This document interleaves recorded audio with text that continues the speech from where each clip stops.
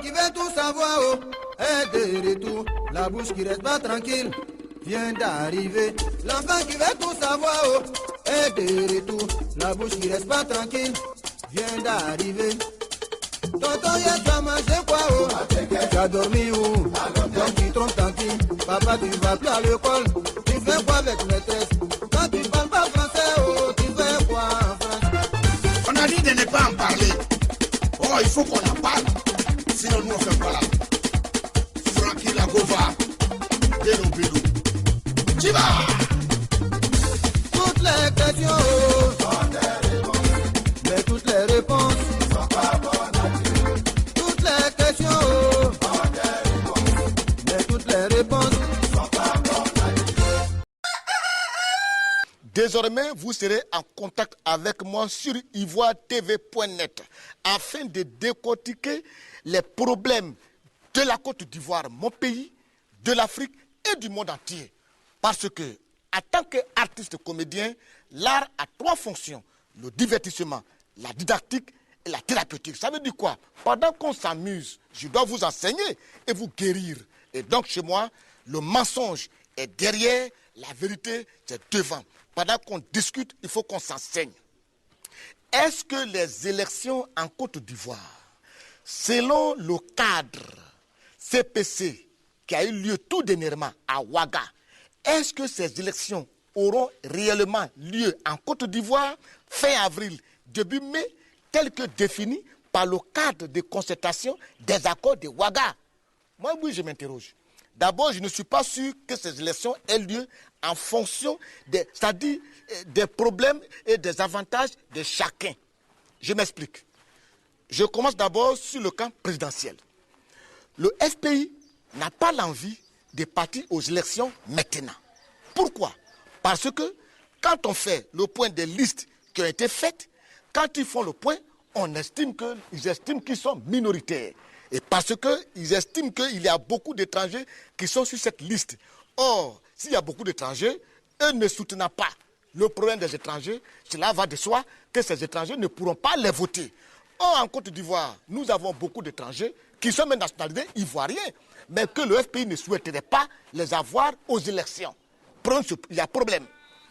Quand je prends le rassemblement des souffletistes, et ils sont pour le vote des étrangers qui se sont nationalisés ivoiriens. Ça, c'est normal parce que au temps du président Félix Houphouët-Boigny, c'était le parti au pouvoir, le PDCI, qui a permis à ces étrangers de rentrer en Côte d'Ivoire afin de contribuer au développement de la Côte d'Ivoire. Ça, c'est comment ça s'est passé. Sinon, au commencement, les Burkinabés partaient travailler au Ghana, Gold Coast d'alors, et maintenant pour renverser la tendance, avec les accords de la France, en ce temps, en appui avec le Bureau Naba et le président d'alors, ils ont signé un accord avec le président Félix Houphouët-Boigny afin que ces Burkinabés viennent travailler chez nous pour constituer une main-d'œuvre.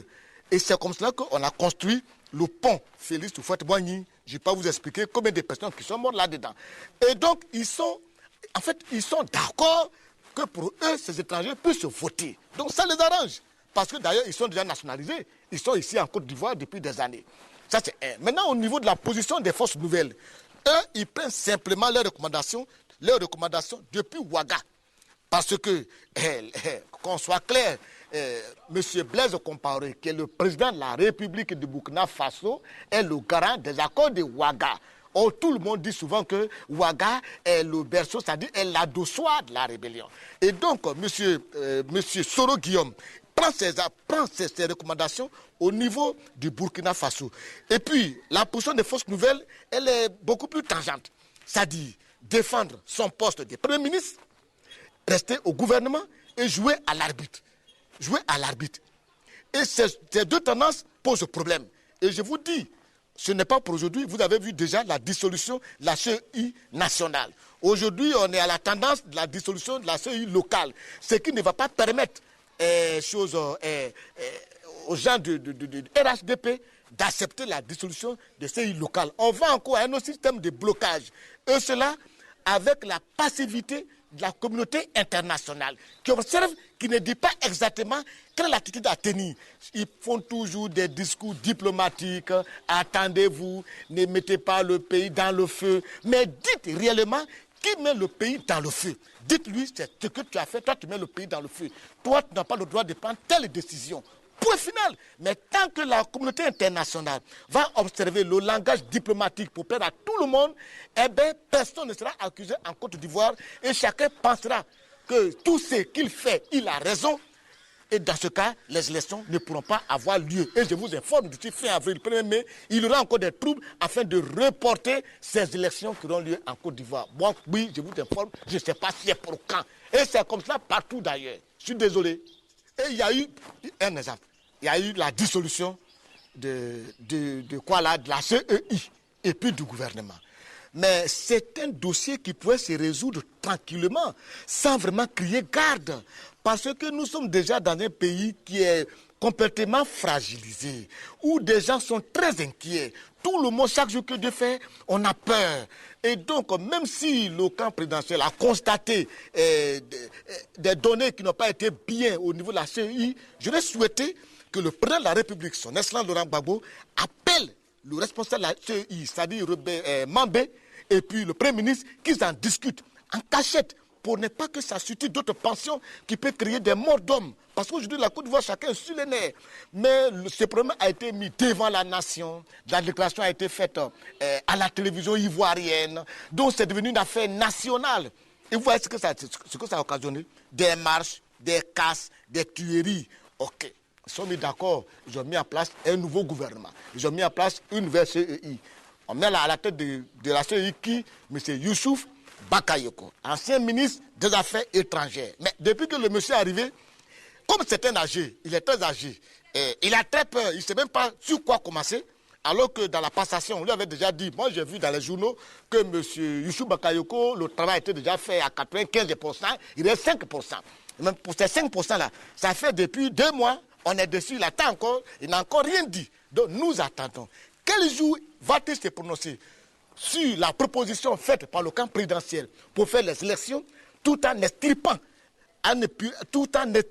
c'est-à-dire les fraudes, c'est-à-dire en nettoyant la liste électorale et puis en faisant encore reprendre les CI locales? Quand est-ce qu'il va prendre cette résolution? Quand est-ce que les RHDP vont lutter contre cette décision? Quand est-ce qu'ils vont s'asseoir pour se mettre d'accord, tirer une autre solution? Et quand est-ce qu'ils vont trouver une date des élections? Et quand est-ce qu'on ira en campagne? Et quand est-ce que M. Guy ira voter? Là, je ne sais pas.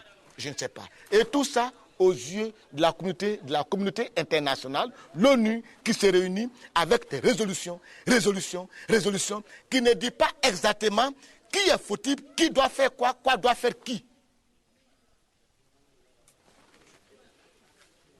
Aujourd'hui, je ne sais plus quelle interprétation on donne des accords politiques de Ouaga. Ça, vraiment, je n'en sais plus rien. Le camp présidentiel estime que pour qu'il y ait élection, il faut qu'il y ait désarmement. Ok, moi je suis d'accord. Moi, oui, je ne suis pas politique, donc moi je suis entièrement d'accord. Mais quand je prends un autre journal, je vois les gens du RHDP qui disent et qui soutiennent qu'on peut faire les élections sans désarmement. Ça a eu lieu en Irak. Pourquoi pas en Côte d'Ivoire? Je dis ok, ça bon, chacun a ses appréciations.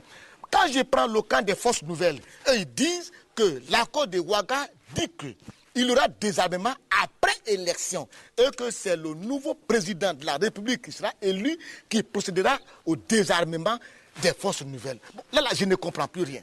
Je ne comprends plus rien. Mais tout ça, je mets toujours cela au compte de la communauté internationale. Et puis, c'est pour ça que j'aimerais demander aussi aux facilitateurs un peu d'appuyer sur sa cellule de communication. Parce que, après les réunions à Ouagadougou, quand le camp présidentiel, il signe les accords, il prend son dossier, il va au bureau, et puis il garde ça chez eux. Le RHDP prend ses documents, il part chez eux au bureau, dans leur siège, à Cocody, il garde ça chez eux. Les forces nouvelles, ils prennent leurs documents, ils partent à Boaké, ils gardent ça chez eux. Du coup, nous, on ne sait plus de quoi on parle, et chacun interprète l'accord à sa manière, et nous, on est obligé de les regarder, de les écouter, on ne sait plus qui dit vrai. Mais c'est parce que On n'a pas été informé au juste. Si on n'a pas un accord, on doit détailler ça à la télévision, sur les antennes, pour dire l'accord prévoit ça, l'accord prévoit ça, l'accord prévoit ça, devant le représentant de chaque parti politique et chaque structure en charge des élections en Côte d'Ivoire. Et puis même avec la présence de l'ONUCI qui est en Côte d'Ivoire, et même la France qui est en fait la tutrice de la Côte d'Ivoire. Mais aujourd'hui, bon, chacun interprète les accords comme il attend, et on est toujours dans un flou profond qui nous désempare. On ne sait plus qui écouter, avec qui marcher, on ne sait plus. Tout est flou en Côte d'Ivoire. Et avec ça, vous me demandez de vous dire, est-ce que les élections auront lieu en Côte d'Ivoire avec le dernier cadre des CPC qui a eu lieu à Ouagadougou? Je dis, moi, oui, niet, ça n'aura pas lieu. Bon, maintenant, je pense que vous tous qui étiez dans vos salons, qui vous interrogez, qu'est-ce qui se passe en Côte d'Ivoire? Est-ce que les élections auront lieu? Je voulais vraiment expliquer. Ce que je vous dis, c'est la vérité. Appelez Abidjan, ils vont vous dire exactement c'est ça. Pour l'instant, je pars, je reviendrai la semaine prochaine, on va prendre un autre thème. Ou bien, les gars, à plus, à la prochaine. Vous l'avez découvert ici. Que vous avez découvert Ivoire TV. Ivoire TV.